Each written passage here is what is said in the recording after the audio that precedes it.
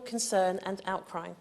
Last month, mainly young Nigerian people took to the streets in a peaceful protest against police brutality. And on the 20th of October in Lagos and in other parts of the nation, the military are alleged to have attacked peaceful protesters with disproportionate force and have killed and injured civilians. The world watched the horrific videos. The world saw the awful pictures from the scene. The world heard the eyewitness accounts from survivors who managed to escape the horrors of that night. Human rights agencies such as Amnesty International have supported these claims. Despite the overwhelming evidence, Nigerian government and military initially denied that the military were at Lekki and labelled the events as fake news. As we know, the SARS police unit was suspected of abuses against thousands of innocent Nigerians over the past 28 years. It's sadly clear that Nigeria does have a serious problem with abuses of state power and with corruption which goes way beyond SARS. As seen on media platforms, armed military officers discharge live ammunition at these peaceful protesters, injuring and killing them.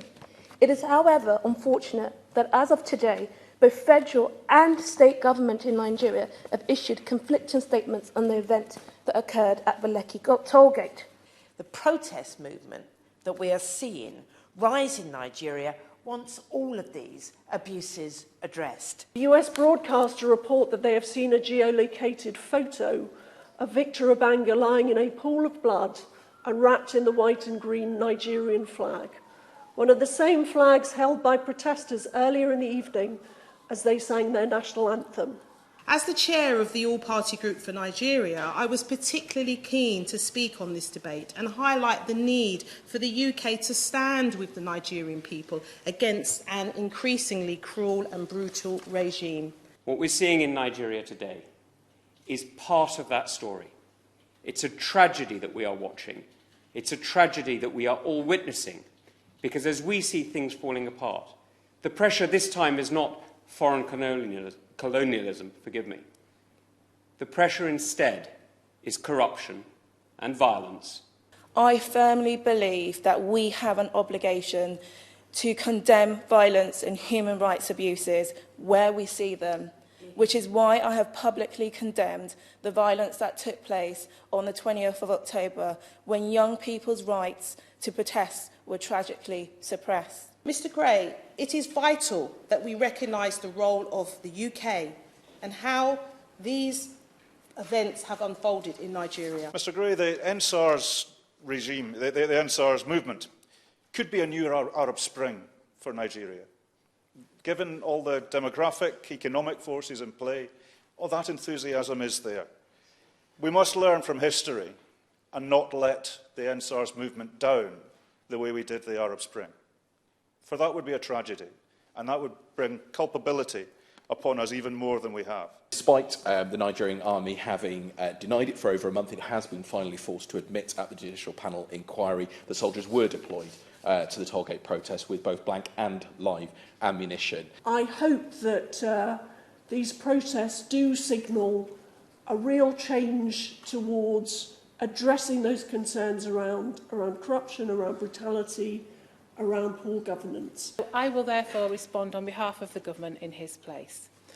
We are grateful to the nearly 220,000 members of the public who signed the petition and enabled this debate to take place. There is, quite rightly, significant public concern about the recent protests in Nigeria, especially the issue of police brutality. And lastly, we welcome the establishment of judicial panels of inquiry to investigate all the alleged incidents. I can also update members that the Minister for Africa spoke to the Governor of Lagos on the 11th of November, and he also spoke to the President's Chief of Staff, Ibrahim Gambari, on the 21st of November. He stressed the importance of police and military cooperation with the panels. He also expressed the urgent need for panels to progress investigations, including into the incident at Lekki. Turning now to sanctions, Mr Gray, I would like to set out the government's position on sanctions. On the 6th of July, the government established the global human rights sanctions regime. And in a statement to Parliament, my right honourable friend, the Foreign Secretary, set out its full scope. It gives the UK a powerful new tool to hold to account the perpetrators of serious human rights violations or abuses.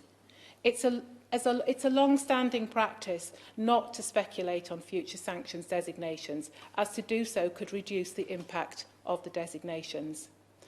The sanctions regime complements our ongoing human rights activities around the world and demonstrates that this country's commitment to be a force for good. And we will continue to keep all evidence and potential listings under very close review. Petition 554150 relating to Nigeria and the sanction regime. Those can say aye. Contrary, no. I think the ayes have it. The ayes have it. Order.